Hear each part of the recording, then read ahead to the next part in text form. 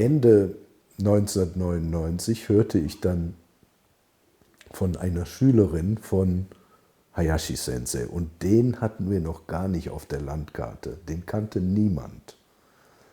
Die erste Quelle, wo über ihn gesprochen wurde, war dieses Handbuch von der Koyama Sensei, wo sie bekannte Lehrer, erfolgreiche Lehrer der Usui-Gesellschaft der Vergangenheit vorstellt. Und der erste davon war Hayashi Sensei und sie sprach mit ganz großen Worten über ihn, dass er ein toller Mann gewesen sei, ein toller Lehrer und unheimlich viele Schüler gehabt hätte und dafür verantwortlich gewesen wäre, Reiki in Japan zu verbreiten. Aber einen direkten Schüler von ihm hatten wir nie kennengelernt. Und die Geschichte ging folgendermaßen.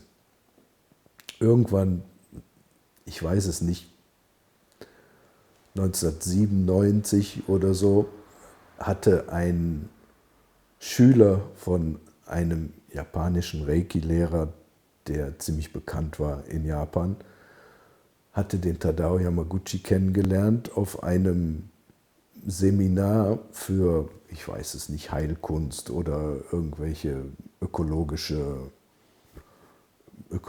Geschichte. Und da hatte der Tadao ihm erzählt, dass er auch Reiki praktizieren würde. Der andere hat dann gesagt, ja, wo hast du denn das gelernt? Bei welchem Seminar warst du denn? Bei welchem Lehrer? Warst du beim Mochizuki in Tokio, das ist auch einer meiner Schüler, oder beim Ueno oder oben da in Sapporo bei dem Petter? Sagte, nee, ich habe das von meiner Mutter gelernt. Und dann sagte der andere, ja, wo hat denn deine Mutter gelernt? Zu wem ist die denn gefahren? Und hat Tadao gesagt, die ist zu niemandem gefahren, die hat als junges Mädchen von dem Hayashi-Sensei gelernt. Daraufhin fragte der dann den Tadao, war das der Chujiro Hayashi?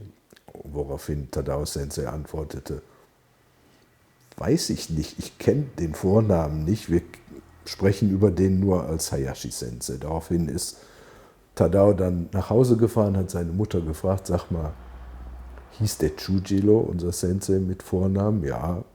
Und dann ist er in einen Buchladen gefahren, hat geguckt, gibt es denn eigentlich irgendwelche Bücher über Reiki, hat dann das Iyashi no Te, heilende Hände vom Toshitaka Mochizuki gefunden, war ganz überrascht, hat das gekauft, mit nach Hause gebracht, seiner Mutter gezeigt, sie hat es gelesen, hat gesagt, ja, das ist tatsächlich genau das, was wir auch machen.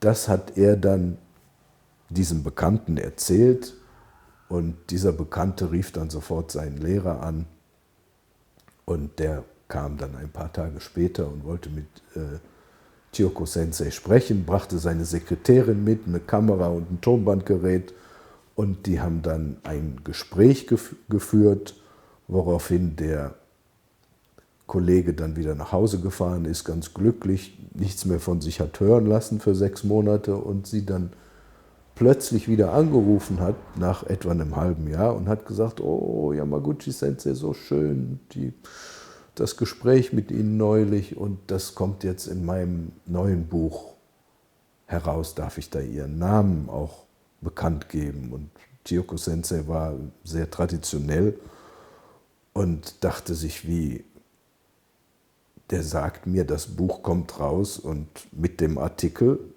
der fragt nicht, darf ich den Artikel da veröffentlichen, sondern der sagt mir, das mache ich jetzt. Das gefällt mir aber gar nicht und ich habe gar nicht die Chance, das nochmal nachzulesen und zu lektorieren, ob er auch alles richtig verstanden hat. Nee, das möchte ich nicht, dass mein Name da veröffentlicht wird. Und so hat dann der Ueno, Mr. Ueno, Ueno Sensei hat dann das Buch veröffentlicht, ohne ihren Namen. Einer meiner Schüler hat das gelesen, hat mich angerufen und hat dann gesagt, Ajava, da gibt es ein Buch, da ist ein Artikel über eine Schülerin von Hayashi Sensei drin. Ganz toll. Und da dachte ich, das werde ich mir kaufen. Sagt er, nee, ich schicke dir eins.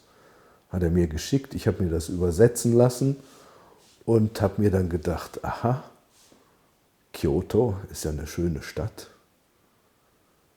Herrliche Stadt. Schülerin von Hayashi Sensei. Da wollen wir mal gucken, wer das ist. Mal gucken, ob wir finden können, wer das ist. Habe mich ans Telefon gesetzt, habe erstmal den Toshitaka Mochizuki angerufen, habe gesagt, Toshitaka, hör mal, du hast das Buch schon gesehen mit dem Artikel über die Schülerin von Hayashi Sensei. Sagt er, ja, habe ich gesehen, weißt du, wer das ist? Nee, wusste er nicht. Er sagte, aber der Hiroshi Doi weiß das. Ruf den doch mal an. Ne? Dann habe ich den Hiroshi angerufen und habe gesagt, hallo, sag mal, hast du die Nummer von dieser Schülerin vom Hayashi Sensei? Sagt er, ja, ja, habe ich, viele Grüße. Und so habe ich dann die Chiyoko Yamaguchi kennengelernt, beziehungsweise erstmal ihren Sohn, weil ich Angst hatte, dass die nicht mit mir sprechen könnten, eventuell, weil ich kein Japaner bin. Hat dann die Chetna dort angerufen und hatte den Tadao Yamaguchi am Telefon und der war sehr offen und sie hat ihn gefragt, ja, unterrichten Sie denn? Und ja, mein Mann und ich, wir würden gerne lernen von Ihnen. Und wann ist denn die nächste Gruppe? Ja, die ist leider schon voll.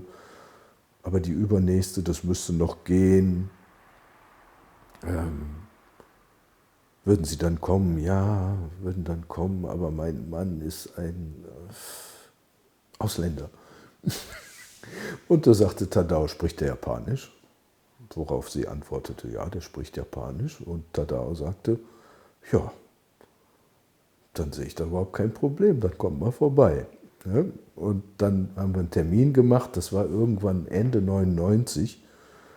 Und die erste Gruppe sollte jetzt gerade in ein paar Wochen gemacht werden. Die war schon voll und die zweite habe ich dann gefragt, wann die sei, in 7 Monaten oder 8 Monaten, irgendwann im Juni oder Juli, müsste ich nochmal nachgucken, 2000. Und zu der Gruppe sind wir dann hingefahren von Sapporo nach Kyoto und haben da 5 Tage Jikiden Reiki von Chiyoko Sensei gelernt.